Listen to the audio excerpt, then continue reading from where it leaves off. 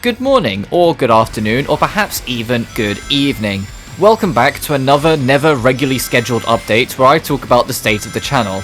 I bring good news and hopefully very exciting news for people because we are now at the beginning of Experiment Week. For those who have no idea what this British man is talking about, Experiment Week was a little thing I did last year where for 5 days straight I played a different game each day, most of which being games I'd never played before and got to experience for the first time. All games that I probably wouldn't have gotten to otherwise, so it was a good excuse as any.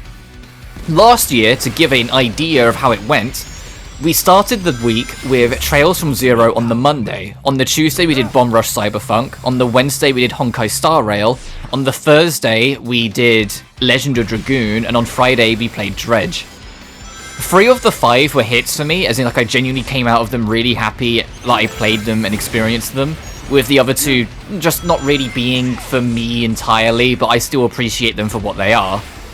So it's going to be the same idea this year. Hopefully we'll get more dubs. I'd love to come out of it with all 5 of them being really enjoyable games that I love to death. But we never know, because that's part of the fun. I don't know if I will like or dislike what's coming up, but I think that's what makes it so unique and so fun to do. That they're all out of my comfort zone to differing extents. But enough of me rambling about what Experiment Week is. What are we actually covering for this year's Experiment Week? Starting with Ender Lilies, Quietest of the Night, which will be playing on Monday, the 11th of November.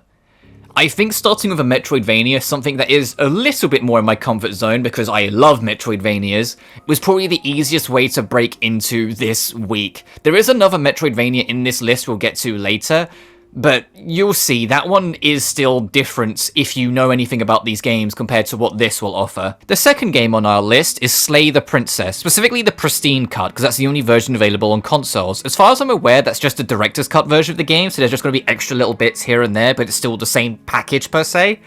I know extremely little about this game, other than the very, very basic premise that, well, the title spells it out for you. You're here to slay the princess. I have had this recommended to me a whole bunch, so I'm very curious to see what all the hubbub is about and why so many people wanted me to try this. The third game on our list, to lighten the load, because I'm aware the first 2 games are on the darker side, is Witch Spring R. Similar to the previous games, and to jump the gun, similar to the later games, I know very little about this game. The only thing I do know is that it's inspired by the Atelier franchise, and as a big fan of that franchise, I was curious enough to add it to the list. But then straight back onto the darker side of life, we have Blasphemous. Don't worry, it's the last dark game of the week we'll be playing, but it's another game that's just been super on my radar that I've been wanting to play for a while. If the name was any indication, the game does have some religious tones and theming within it that we will be exploring as we go, but in the same vein as Ender Lilies, it is a Metroidvania, so it's more focused on exploring the map, searching around, and seeing what you can find as you navigate it. So I think it will be a good time anyway, even if it might get a little heavy at times. And to end our experimental romp through the week, our 5th game will be an extremely painfully British experience that is perfect for me as someone who is British. Thank goodness you're here!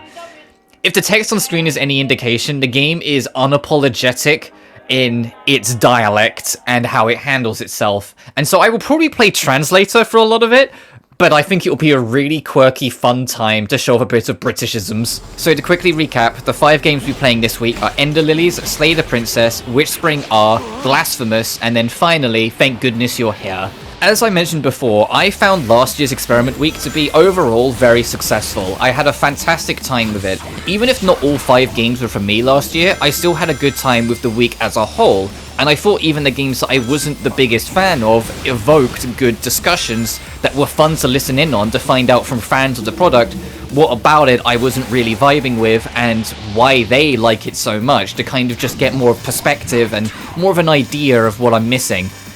So we'll see how this one goes. I imagine I will like a lot of them, hopefully all of them, but we'll just have to see how it goes. The 5 games I've picked I think are varied enough, but at the same time, things I think I would probably play. The only one that I'm a little nervous about is Slay the Princess, because that one I'm working off entirely off recommendation. I trust my friends to, so when they say I will like this thing, I imagine I will, but equally it's the one I really don't know anything about. I know it's a visual novel, and I know the premise because the title spells it out for you, and that's literally it. I'll keep the rest of this brief because I know most of you is only here for the Experiment Week news. My Twitter is not going to be linked in the description of future videos moving onwards. The reason being for this is that I just don't use it really anymore. I only ever really pop onto it for like 5-10 minutes any given day, retweet a couple artworks that I like, and then go about my business. The social media I use more often nowadays is BlueSky because it reminds me a lot more of how Twitter used to be back when it was kind.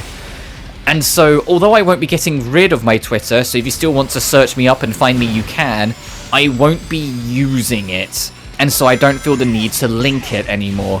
However, that doesn't mean you can't find me on an active social. As I implied, I am using BlueSky, so you can find me on there if you want to find me on anything.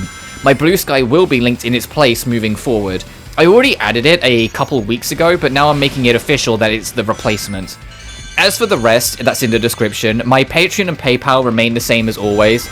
Ways of supporting my channel in little ways. PayPal is designed around more just leaving little tips if you feel the need to, whilst my Patreon is more direct means of supporting me. The Patreon tiers are all cheap with easy benefits, so hopefully, if you like what you see, it's reasonable for you to support, because ultimately this is a money-making game, so I have to play that game a little, unfortunately.